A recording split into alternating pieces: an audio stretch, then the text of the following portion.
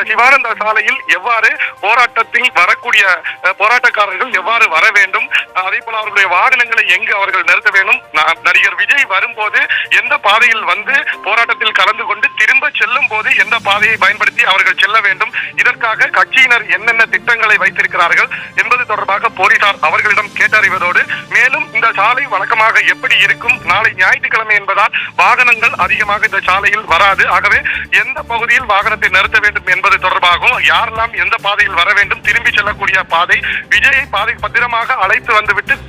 போராட்டத்தில் கலந்து கொண்ட பின்னர் வெளியே எவ்வாறு அவர் போக போகிறார் என்பது தொடர்பான ஆலோசனைகள் தற்போது நடைபெற்று வருகிறது. குறிப்பாக இந்த தாவேகா நடத்தக்கூடிய அதிகாரப்பூர்வமான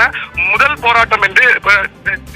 என்பதின் காரணமாக அதிக அளவில் தமிழகம் முழுவதில் இருந்து தாவேகாவினர் கலந்து கொள்கிறார்கள். அதிலும் விஜய் கலந்து கொள்கிறார் என்ற செய்தியின் மூலமாக அவருடைய ரசிகர்களும் ஏராளமானோர் வர இருப்பதால் போலீசாரும் தொடர்ந்து என்ன மாதிரியான